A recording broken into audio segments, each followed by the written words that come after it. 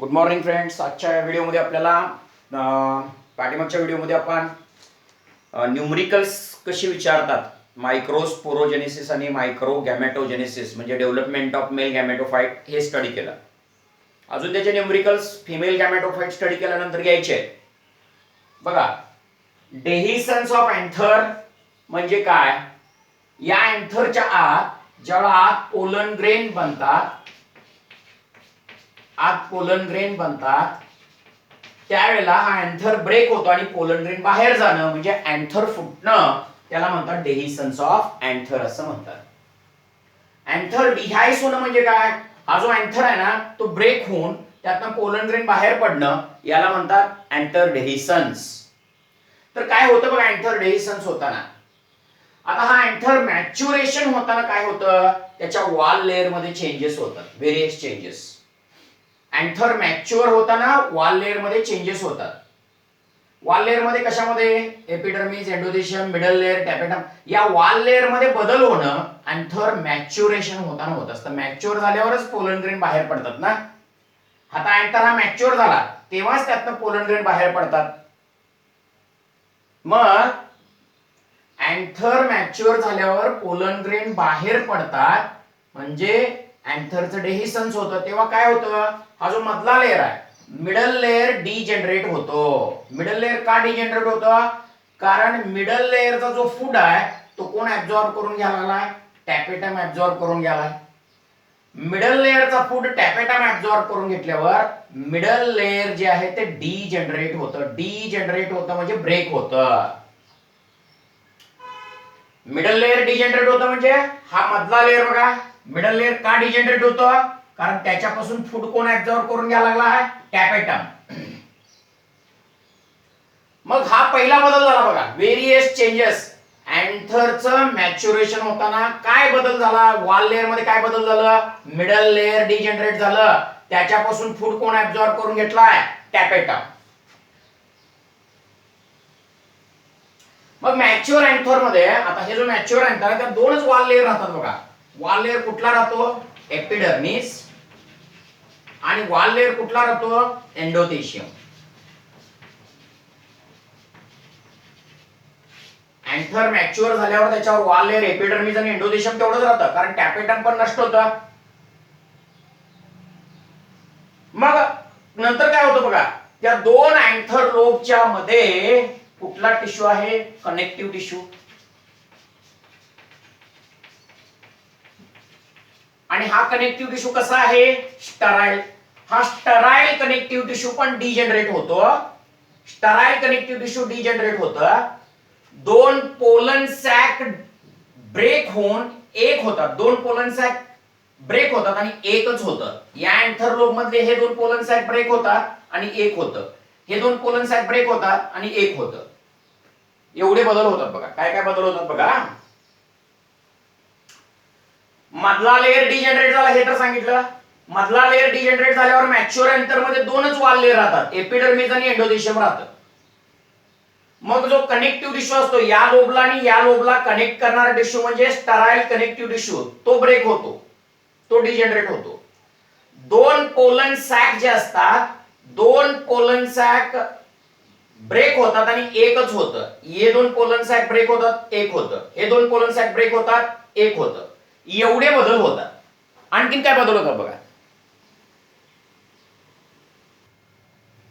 आता बघा काय होतं, अँथरचं जे डेहिसन्स आहे ते ड्राय सीझनला होतं.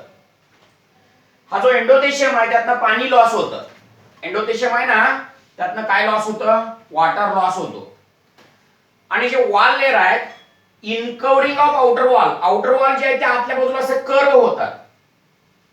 आणि आउटर वॉल म्हणजे एपिडर्मिस, एंडोथेलियम आत कर्व झाल्यामुळं अँथर वरती प्रेशर क्रिएट होतं, टेन्शन क्रिएट होतं. आणि अँथर वरती प्रेशर क्रिएट झाल्यामुळं दोन पोलन सॅकच्या मध्ये थिन वॉल्ड एंडोथेलियम जो असतो त्याला स्टोमियम असं म्हणतात. इनकवरिंग ऑफ आउटर वॉल झाल्यावर एंडोथेलियमचा जो थिन वॉल्ड भाग आहे, एंडोथेलियमच्या थिन वॉल्ड भागाला म्हणतात स्टोमियम. हा स्टोमियम ब्रेकअप होतो आणि हे पोलन ग्रेन बाहेर रिलीज होतात ऍटमॉस्फिअर मध्ये. अशा प्रकारे हे अँथरचं डेहिसन्स होतं. काय होतं म्हणून सांगितलं मी, ड्राय सीझनला डेहिसन्स होतं, एंडोथेशियम मधलं पाणी लॉस होतं, मग बाहेरचे वॉल लेयर आत कर्व होतात, आत कर्व झाल्यामुळं अँथर वरती पुलिंग फोर्स तयार होतो आणि पुलिंग फोर्स तयार झाल्यामुळं हा जो एंडोथेशियम आहे ना, हा एंडोथेशियमचा थिन वॉल्ड भाग जो असतो तो स्टोमियम, थिन वॉल्ड भाग जो असतो तो स्टोमियम ब्रेक होतो आणि पोलन ग्रेन बाहेर रिलीज होतात. एवढे चेंजेस डेहिसन्स ऑफ अँथर होताना होतं. अँथर डिहायस वाल्यावर काय बाहेर पडतात, पोलन ग्रेन बाहेर पडला की पॉलिनेशनची प्रोसेस होते. मी परत रिपीट करतो अँथर डेहिसन्सचा. अँथरचं मॅच्युरेशन होताना वॉल लेयर मध्ये बदल होतात, एपिडर्मिस, एंडोथेशियम, मिडल लेयर याच्यामध्ये बदल होतात. काय बदल होतात, मिडल लेयर पासून फूड कोण ऍब्सॉर्ब करून घेतं, टॅपेटम फूड ऍब्सॉर्ब करून घेतला की मिडल लेयर डिजनरेट होतं. मिडल लेयर डिजनरेट झाला की स्टराईल कनेक्टिव्ह टिश्यू डिजनरेट होतो, ब्रेक होतो. दोन पोलन सॅक, या लोब मध्ये दोन पोलन सॅक आहेत, या दोन मध्ये दोन पोलन सॅक आहेत. पोलन सॅक ब्रेक होतात इकडचे आणि एक होतं, इथे एक झालंय बघा. इकडचे पोलन सॅक ब्रेक होतात आणि एक होतं, एक झालंय बघा. आणि अँथर डेहिसन्स कुठल्या सीझन मध्ये होतं, ड्राय सीझन मध्ये होतं. ड्राय सीझन मध्ये एंडोथेशियम पाण्याचं लॉस करतं, वॉटर लॉस करतं. वॉटर लॉस केल्यावर या अँथरचे वॉल लेयर जे आहेत ते असे आत कर्व होतात. दोनच वॉल लेयर राहतात बघा, आत पोलन सॅक ब्रेक झाला आणि मिडल लेयर ब्रेक झाला म्हणून समजा. पोलन सॅक ब्रेक झाला म्हणजे टॅपेटम ब्रेक झाला, मिडल लेयर ब्रेक झाला, मग दोनच वॉल लेयर राहिले, एपिडर्मिस आणि एंडोथेशियम. हे आत कर्व होतात. कर्व झाल्यावर अँथर वरती प्रेशर क्रिएट होतो आणि प्रेशर क्रिएट झाल्यावर या दोन पोलन सॅकच्या मध्ये थिन वॉल्ड भाग जो आहे तो स्टोमियम ब्रेक होतो आणि पोलन ग्रेन बाहेर रिलीज होतात. याला म्हणतात डेहिसन्स ऑफ अँथर. आता इथे बघा, for formation of mature pollen grain, for formation of mature pollen grain. आता मॅच्युअर पोलन ग्रेन म्हणजे कुठलं, हा मॅच्युअर आहे बघा.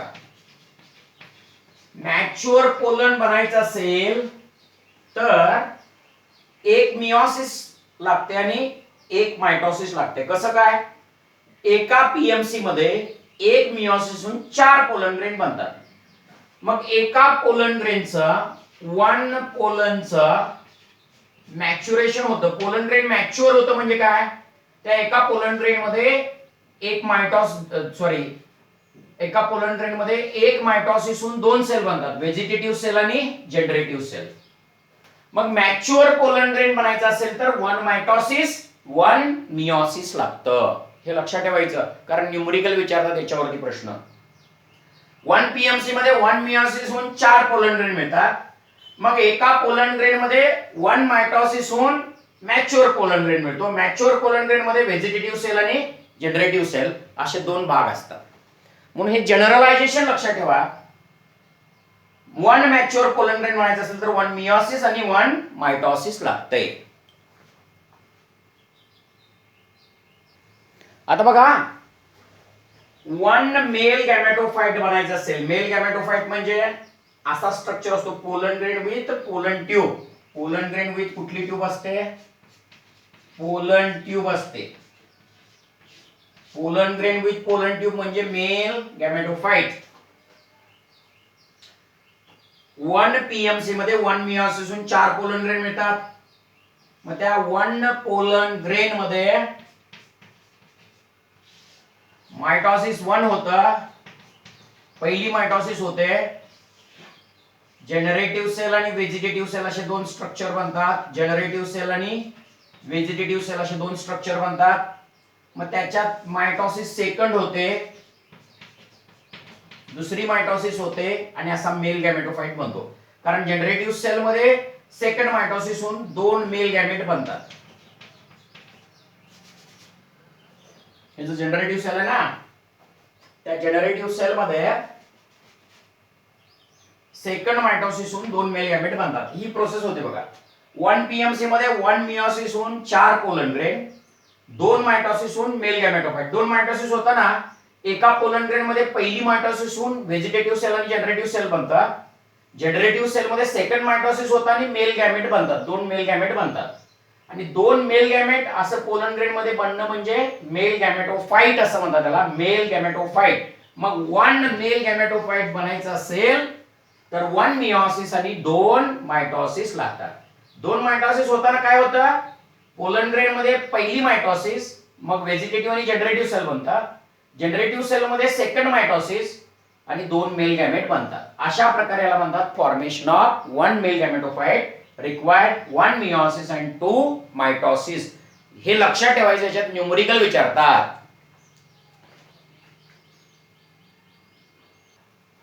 आता बघा पुढचा पार्ट काय स्टडी करायचा आपल्याला, pre reproductive structure and events of gynoecium. आतापर्यंत आपण स्टडी केलं pre reproductive structure and event of androecium. Androecium म्हणजे हा बघा स्टेमेन.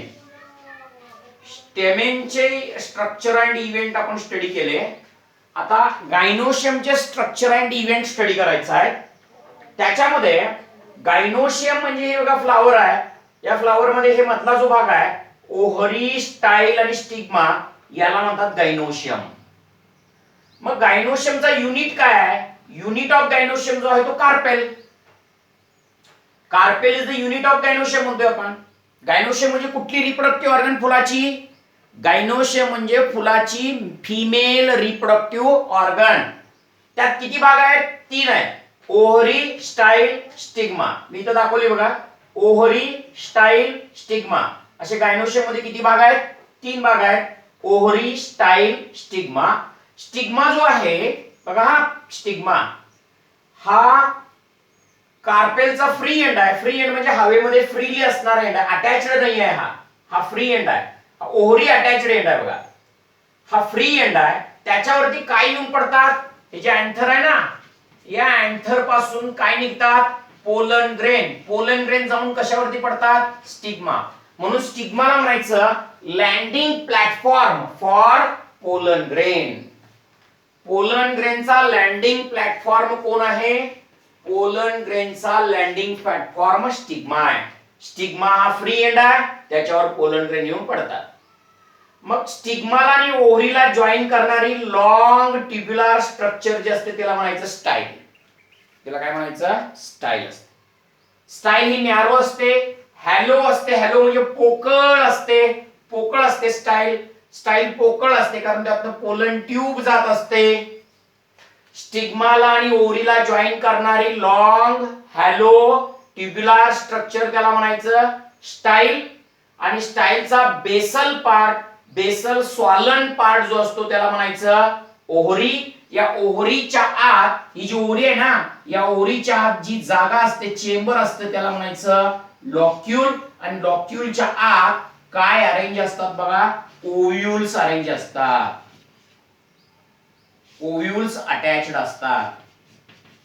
ओव्हरीच्या आत काय असतात, लॉक्यूल. लॉक्यूल म्हणजे चेंबर. मग ओव्हरीच्या वॉलला, ओव्हरी वॉल, या ओव्हरी वॉलला काय अटॅच्ड असतात, ओव्हरी वॉलला ओव्ह्यूल्स अटॅच्ड असतात.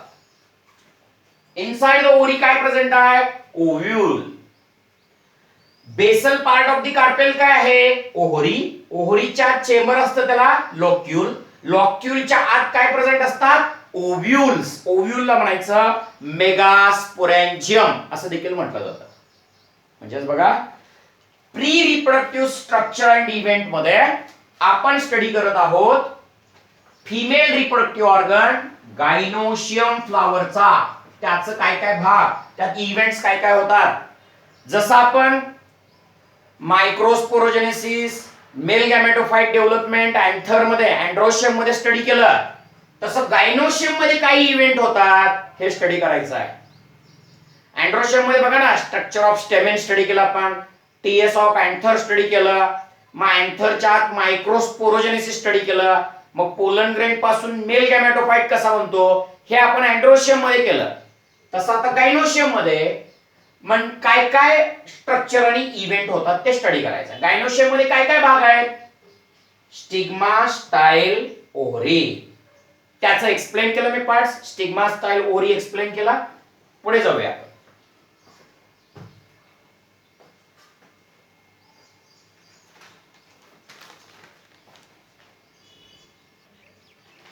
आता बघा ओव्ह्यूल जे आहे त्या ओव्हरीच्या वॉलला अशा कुशन लाईक स्ट्रक्चर ना अटॅच असतात. कुशन लाईक स्ट्रक्चर काय असतो? Placenta.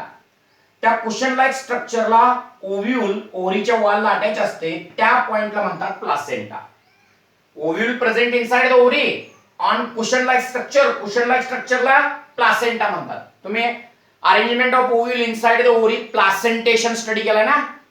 ओव्ह्यूलचा arrangement inside the ovary या फेनॉमेनॉनला प्लासेंटेशन म्हणतात. आता ओव्ह्यूल ओव्हरीच्या ज्या कुशन लाईक स्ट्रक्चरला अटॅच असतो त्याला प्लासेंटा म्हणतात. एका ओव्हरीमध्ये वन ओव्ह्यूल असला, व्हीट, पॅडी, मँगो याच्यामध्ये वन ओव्ह्यूल एका ओव्हरीमध्ये असतं. एकापेक्षा जास्त ओव्ह्यूल इनसाइड द ओव्हरी असले, more than one ovule inside the ovary कशात असतं? पपया, ऑर्किड, वॉटरमेलॉन याच्यावरती असतं, त्याच्यामध्ये असतं. वन ओव्ह्यूल पण असते एका ओव्हरीमध्ये, मोर दॅन वन ओव्ह्यूल पण ओव्हरीच्या त्या ठिकाणी प्रेझेंट असतात. एकापेक्षा जास्त ओव्ह्यूल ओव्हरीच्या आत असले तर पपया, ऑर्किड, वॉटरमेलॉन मध्ये असतात, आणि एकच असला तर ते व्हीट, पॅडी, मँगो याच्यामध्ये असतं. आता गायनोशियमचे दोन प्रकार पाहूया आपण. अपोकार्पस गायनोशियम आणि सिनकार्पस गायनोशियम. तुम्ही 11वीला मॉर्फॉलॉजी ऑफ फ्लॉवरिंग प्लांट या टॉपिक मध्ये स्टडी केलाय. अपोकार्पस गायनोशियम म्हणजे अशी many free carpels, multi carpellary free carpels gynoecium जे असते त्याला अपोकार्पस गायनोशियम असं म्हणतात. आता ह्या ही गायनोशियम झाले, ह्यातला एक काढला बघा, मी एक कार्पेल काढला बघा. ही ओहरी झाले, हे स्टाईल झाले, आणि हे काय झालं? स्टिग्मा. म्हणजे ही एक ओहरी, स्टाईल, स्टिग्मा, हे काय झालं? एक कार्पेल झाला. यातला एक काढला मी. असे मेनी कार्पेल्स आहेत, एकमेकाला फ्यूज नाही आहेत, ते एकमेकाला फ्यूज नसले, फ्री असले तर त्याला अपोकार्पस गायनोशियम असं म्हटलं जातं. अपोकार्पस गायनोशियम, सिनकार्पस गायनोशियम म्हणजे काय या ठिकाणी स्टडी केला आपण. अपोकार्पस म्हणजे फ्री गायनोशियम असणारे, फ्री कार्पेल्स असणारे स्ट्रक्चर अपोकार्पस गायनोशियम असं म्हणतात. मग सिनकार्पस गायनोशियम म्हणजे काय? सिनकार्पस म्हणजे काय बघा, फ्यूज्ड कार्पेल्स त्याच्यात असतात. कार्पेल्स काय असतात त्या ठिकाणी? फ्यूज्ड असतात. आता अपोकार्पस गायनोशियम कुठं असतं? एक्झाम्पल बघायसाठी रोज, लोटस, कमळामध्ये अपोकार्पस गायनोशियम असतं, आणि मायखेलिया प्लांट मध्ये असतं. मायखेलिया प्लांट हे एक्झाम्पल लक्षात ठेवायचे अपोकार्पस गायनोशियमला. रोज, लोटस आणि मायखेलिया. हिथं जे आहे हे 5 स्टिग्मा झाले, 5 स्टाईल फ्यूज होऊन एक होतात, 5 ओहऱ्या फ्यूज होऊन एक होतात. बघा यात 5 ओहऱ्या फ्यूज झाल्या, 5 ओहरी फ्यूज होऊन एक बनलेली आहे. मग फ्यूज्ड ओहरी म्हणायचं याला, फ्यूज्ड कार्पेल्स असलेली ओहरी. हे सगळे फ्यूज्ड आहेत. बघा इथे स्टिग्मा किती आहेत? बघा की स्टिग्मा किती आहेत रे? स्टिग्माचे नंबर 5 आहेत. स्टिग्मा 5 आहेत म्हणल्यावर स्टाईल पण किती असणार आहेत? 5. परंतु काय झालंय, स्टिग्मा तेवढा फ्री आहे आणि स्टाईल 5 फ्यूज झाले, ओहऱ्या 5 फ्यूज होऊन एक दिसा लागली बाहेर, म्हणजे ही फ्यूज्ड कार्पेल आहे. फ्यूज्ड कार्पेलला म्हटलं जातं सिनकार्पस गायनोशियम किंवा सिनकार्पस कार्पेल्स असं म्हणतात. हिबिस्कस मध्ये असं असतं बघा, हिबिस्कस मध्ये फ्यूज्ड कार्पेल्स असतात. पेंटा कार्पेलरी आहे, 5 स्टिग्मा, 5 स्टाईल आणि 5 ओहरी फ्यूज होऊन एक बनतं सिनकार्पस गायनोशियम. हिबिस्कस मध्ये असतं, पापावर प्लांट मध्ये आहे, लक्षात घ्यायचं. हिबिस्कस, पापावर प्लांट मध्ये सिनकार्पस गायनोशियम, रोज, लोटस, मायखेलिया मध्ये अपोकार्पस गायनोशियम. अपोकार्पस म्हणजे हे कार्पेल, हे कार्पेल, हे कार्पेल. कार्पेल एकमेकाला फ्यूज्ड नाही आहे, फ्री आहे. फ्री असले तर अपोकार्पस गायनोशियम. आणि बघा 5 स्टिग्मा आहेत म्हणजे 5 स्टाईल असणार, 5 ओहऱ्या असणार, 5 ओहऱ्या फ्यूज होऊन एक, 5 स्टाईल फ्यूज होऊन एक, म्हणजे फ्यूज्ड कार्पेल्स आहेत, त्याला सिनकार्पस गायनोशियम असं म्हणतात. असे गायनोशियमचे किती प्रकार झाले? 2. अपोकार्पस गायनोशियम, सिनकार्पस गायनोशियम. आता बघा आपण आता ऑलरेडी स्ट्रक्चर स्टडी केलं. स्ट्रक्चर ऑफ गायनोशियम आता स्टडी केलं आपण. काय गायनोशियमचे स्ट्रक्चर आणि इव्हेंट्स, फिमेल रिप्रोडक्टिव्ह स्ट्रक्चर जे फुलामध्ये आहे त्याचे इव्हेंट्स आणि स्ट्रक्चर. स्ट्रक्चर दोन आहेत. स्ट्रक्चर ऑफ गायनोशियम जे आता आपण स्टडी केलं, ओव्हरी स्टाईल स्टिग्मा ते, आणि आता पुढे स्टडी करायचा आहे ही ज्या ओव्हरीच्या आत जी ओव्ह्यूल आहे त्या ओव्ह्यूलचं स्ट्रक्चर, स्ट्रक्चर ऑफ ओव्ह्यूल किंवा मेगास्पोरेंजियम. हे प्री रिप्रोडक्टिव्ह स्ट्रक्चर झाले. इव्हेंट कुठले होतात? त्या ओव्ह्यूलच्या आत मेगास्पोरोजेनेसिस ही एक इव्हेंट झाली, आणि मेगास्पोरोजेनेसिस झाल्यावर ओव्ह्यूलच्या आत फिमेल गॅमेटोफाइट म्हणजे एम्ब्रियो सॅक बनायची प्रोसेस, एम्ब्रियो सॅक बनायची प्रोसेस, डेव्हलपमेंट ऑफ फिमेल गॅमेटोफाइट किंवा एम्ब्रियो सॅक बनायची इव्हेंट झाली. मेगास्पोरोजेनेसिस इव्हेंट झाली. स्ट्रक्चर ऑफ गायनोशियम ऑलरेडी आता आपण स्टडी केलं. आता स्टडी करायचा आहे स्ट्रक्चर ऑफ ओव्ह्यूल किंवा मेगास्पोरेंजियम. ओव्ह्यूलला म्हणतात मेगास्पोरेंजियम. हा भाग आपल्याला आता स्टडी करायचा स्ट्रक्चर मध्ये. मग त्याचा पुढचा भाग मेगास्पोरोजेनेसिस, त्याचा पुढचा भाग डेव्हलपमेंट ऑफ फिमेल गॅमेटोफाइट. हे सगळे भाग आपल्याला फिमेल रिप्रोडक्टिव्ह स्ट्रक्चर गायनोशियम मध्ये होणारे इव्हेंट्स आणि स्ट्रक्चर हे स्टडी करायचं. आता बघा स्ट्रक्चर ऑफ ओव्ह्यूल किंवा मेगास्पोरेंजिया. ओव्ह्यूल ओव्हरीच्या आत असते, मगाशी सांगितलं मी. हे इन्व्हर्टेड दिले बघा एनसीईआरटी टेक्स्ट बुक मध्ये, असं दिलं डायग्राम. मी ते डिटेल मध्ये जाऊन परत व्यवस्थित दाखवून की ओव्ह्यूल या ठिकाणी त्यातले आतले पार्ट्स व्यवस्थित एक्सप्लेन करतो. तुम्हाला एनसीईआरटी मध्ये क्वेश्चन विचारताना अशा प्रकारचा ही फिगर दिली जाते आणि त्याचे वॉल लेबलिंग्स, ओव्ह्यूलचे लेबलिंग्स आयडेंटिफाय करा म्हणून ही डायग्राम दिली जाते. तेच मी डिटेल मध्ये व्यवस्थित असा हा ओव्ह्यूल या ठिकाणी तुम्हाला एक्सप्लेन करतो. बघा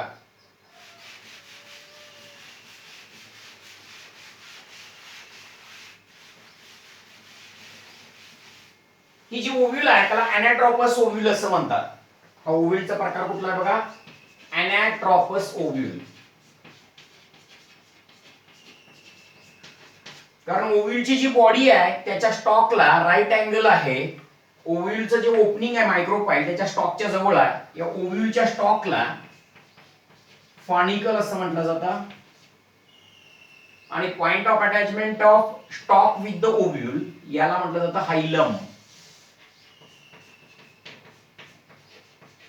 आता आपण एक एक पार्ट या ओव्ह्यूलचं म्हणजे मेगास्पोरेंजियमचं एक्सप्लेन करूया. आता बघा ovule is also called इंटिग्युमेंटेड megasporangium. या ओव्ह्यूलला म्हणतात इंटिग्युमेंटेड मेगास्पोरेंजियम. असं का म्हटलं जातं? कारण याच्यावरती हा एक इंटिग्युमेंट आहे, एक इंटिग्युमेंट, दोन इंटिग्युमेंट, दोन इंटिग्युमेंटचे कव्हर असतात. इंटिग्युमेंटचे दोन कव्हर असतात म्हणून याला म्हणतात इंटिग्युमेंटेड मेगास्पोरेंजियम असं म्हणतात. इंटिग्युमेंट म्हणजे ओव्ह्यूलवर असणारे कव्हर, वॉल लेअर, त्याला इंटिग्युमेंट म्हणतात. बघा मी तर देतो बघा, हा जो लेबलिंग आहे याला आउटर इंटिग्युमेंट म्हणतात.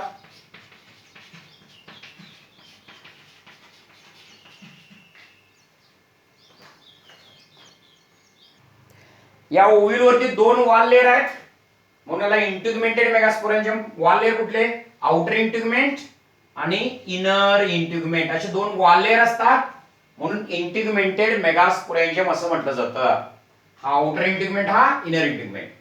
Ovule is attached to the placenta by thin walled stalk called funicle. आता जो हा ओव्ह्यूलचा जो स्टॉक आहे या स्टॉकला बघा इथे दिले बघा, या ओव्ह्यूलच्या स्टॉकला फनिकल असं म्हणतात. ओव्ह्यूलच्या स्टॉकला फनिकल असं म्हणतात. ही ओव्ह्यूलचा स्टॉक फनिकल जो आहे या ओव्हरीच्या आत, फनिकल कुठे अटॅच असतो? ओव्ह्यूलचा हा प्लासेंटा, ओव्ह्यूलचा हा फनिकल या ओव्हरीच्या कशाला अटॅच असतो? प्लासेंटाला अटॅच असतो. ही ओव्हरी आहे, या ओव्हरीच्या आत हा प्लासेंटा, त्या प्लासेंटाला ओव्ह्यूलचा स्टॉक म्हणजे काय अटॅच असतो? फनिकल अटॅच असतो. फनिकल म्हणजे stalk of ovule, stalk of ovule which is attached to the wall of ovary on that placenta is present. प्लासेंटाला फनिकल अटॅच असतं. म्हणजे एकंदरीत या ओव्ह्यूलचा स्टॉक म्हणायचा फनिकल. आणि फनिकल या ओव्ह्यूलच्या बॉडीला फनिकल ज्या पॉइंटला अटॅच असतं त्या अटॅचमेंट पॉइंटला म्हटलं जातं हायलम.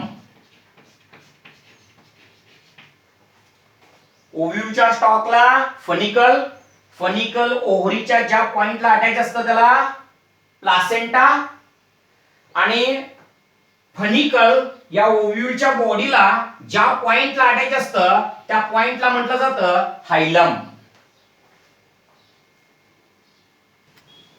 आता जो ओव्ह्यूलचा मेन रिजन आहे, the main region of ovule composed of parenchyma cells with reserve food material, abundant reserve food material. The main reason of ओव्ह्यूलचा मेन पार्ट जिथं रिझर्व फूड मटेरियल असतं, पेरेन्काइमा सेल्स असतात, त्याला म्हटलं जातं न्यूसेलस. न्यूट्रिटिव्ह टिश्यू असं म्हणतात. आणि हा जो न्यूसेलस आहे तो कसा असतो? डिप्लॉइड असतो, 2n असतो. न्यूसेलस हा कसा आहे? डिप्लॉइड 2n असतो. तो न्यूट्रिटिव्ह टिश्यू आहे, त्यात रिझर्व फूड मटेरियल प्रेझेंट असतं, large amount of reserve food material present असतं. आणि या न्यूसेलसच्या भोवती दोन प्रोटेक्टिव्ह कव्हरिंग, आउटर इंट्युगमेंट आणि इनर इंट्युगमेंट, हे दोन कव्हरिंग या न्यूसेलसच्या भोवती असतात. आउटर इंट्युगमेंट आणि इनर इंट्युगमेंट असतात. अशा प्रकारे हे मेन रिजन ऑफ द ओव्ह्यूलचा मेन भाग की ज्यात अबंडंट रिझर्व फूड मटेरियल असतो, तो न्यूट्रिटिव्ह टिश्यू असतो, त्याला न्यूसेलस असं म्हणतात. न्यूसेलस हा डिप्लॉइड असतो. आता बघा, in ovule, most of the ovule मध्ये, जास्तीत जास्त ओव्ह्यूल मध्ये फनिकल हा ओव्ह्यूलच्या बॉडीला सम डिस्टन्सला जो अटॅच असतो, attach to the body of the ovule for some distance to form a ridge-like structure called raphe. ओव्ह्यूलची ही जी बॉडी आहे त्याला फनिकल अटॅच असतो. काही डिस्टन्स वरती, त्याच्या काही डिस्टन्स नंतर असं रिज लाईक एक स्ट्रक्चर तयार होतं मोस्ट ऑफ द ओव्ह्यूल मध्ये, त्याला रॅफे असं म्हणतात. जो ओव्ह्यूलचा स्टॉक आहे फनिकल, तो ओव्ह्यूलच्या बॉडीला अटॅच होत असताना सम डिस्टन्स भोवती असा रिज लाईक एक स्ट्रक्चर बनतो, त्याला रॅफे असं म्हणतात. आता हा जो फनिकल आहे ना, त्यात व्हॅस्क्युलर टिश्यू, झायलम आणि काय असतं? फ्लोएम असतं. या फनिकलच्या आत व्हॅस्क्युलर टिश्यू, झायलम आणि फ्लोएम असतं. त्याच्यातून फूड आणि वॉटर प्लासेंटा पासून ओव्ह्यूलच्या बॉडीला कोण सप्लाय करतं? फनिकल. हा जो प्लासेंटा आहे आणि हा स्टॉक जो आहे त्याला फनिकल म्हणतात. फनिकल मध्ये झायलम आणि काय असतं? फ्लोएम. त्याच्या माध्यमातून प्लासेंटा मधून फूड आणि वॉटर हे ओव्ह्यूलच्या बॉडीला, हे व्हॅस्क्युलर टिश्यू ह्या फनिकल मध्ये असतात. आता ओव्ह्यूलचा जो बेसल पार्ट आहे बघा, ह्या ओव्ह्यूलच्या या भागाला म्हणतात बेसल पार्ट. बेसल पार्टला म्हणतात चलाजा. ओव्ह्यूलच्या बेसल पार्टला काय म्हणतात? चलाजा असं म्हणतात. आणि ह्या चलाजाच्या integument is just opposite to chalaza. A narrow passage is formed. चलाजाच्या अपोजिट एक नॅरो पॅसेज तयार होतो. त्या नॅरो पॅसेजला, हा जो नॅरो पॅसेज आहे इथं बघा, हा जो नॅरो पॅसेज आहे त्या पॅसेजला म्हटलं जातं मायक्रोपाईल. चलाजाच्या अपोजिट इंट्युगमेंट एक नॅरो पॅसेज तयार करतात, त्याला मायक्रोपाईल असं म्हणतात. चलाजाच्या अपोजिट इंट्युगमेंट असा एक नॅरो ओपनिंग किंवा पॅसेज तयार करतो, त्याला मायक्रोपाईल असं म्हणतात. चलाजा ओव्ह्यूलचा बेसल पार्ट झाला, त्याच्या विरुद्ध नॅरो पॅसेज इंट्युगमेंट तयार करतात, त्याला मायक्रोपाईल. दोन्ही इंट्युगमेंट एक लहान ओपनिंग पॅसेज तयार करतात, त्याला मायक्रोपाईल असं म्हणतात. हा बायटेग्मिक ओव्ह्यूल आहे. बायटेग्मिक ओव्ह्यूल का म्हणतात? दोन इंट्युगमेंट आहेत, आउटर इंट्युगमेंट आहे आणि इनर इंट्युगमेंट आहे, म्हणून हा बायटेग्मिक ओव्ह्यूल आहे. या बायटेग्मिक ओव्ह्यूलच्या मायक्रोपाईलचे दोन पार्ट आहेत. मायक्रोपाईलचा जो आउटर इंट्युगमेंट आहे, हा आउटर इंट्युगमेंट जो पॅसेज बनवतो त्याला एक्झोस्टोम असं म्हणतात. आणि इनर इंट्युगमेंट जो लहान पॅसेज बनवतो, ओपनिंग बनवतो, त्याला एंडोस्टोम असं म्हणतात. असे दोन पार्ट मायक्रोपाईल मध्ये आहेत. मायक्रोपाईल म्हणजे हा चलाजाच्या विरुद्ध ओपनिंग असतो, त्याला मायक्रोपाईल म्हणतात. मायक्रोपाईल मध्ये आउटर इंट्युगमेंट जे ओपनिंग बनवतं त्याला एक्झोस्टोम म्हणतात. इनर इंटिग्युमेंट जे ओपनिंग बनवतं त्याला एंडोस्टोम असं म्हणतात. म्हणजे एक्झोस्टोम आणि एंडोस्टोम दोन्ही कशाचे पार्ट झाले? मायक्रोपाइल ऑफ बायटेगमिक ओव्ह्यूल. हा ओव्ह्यूल बायटेगमिक काय? त्यात दोन इंटिग्युमेंट आहेत, आउटर इंटिग्युमेंट आणि इनर इंटिग्युमेंट. आउटर इंटिग्युमेंट मायक्रोपाइलचा जो ओपनिंग बनवतो त्याला एक्झोस्टोम, इनर इंटिग्युमेंट जो पॅसेज बनवतो त्याला एंडोस्टोम असं म्हणतात. न्यूसेलसचा मॅक्झिमम पार्ट लक्षात घ्या, न्यूसेलसचा मॅक्झिमम पार्ट ही जी आत सॅक आहे, डेव्हलप एम्ब्रियो सॅक डेव्हलप होण्यासाठी मॅक्झिमम न्यूसेलसचा पार्ट हा डेव्हलपिंग एम्ब्रियो सॅक कंझ्युम करते. The maximum part of nucellus or entire part of nucellus consumed by or utilized by developing embryo sac.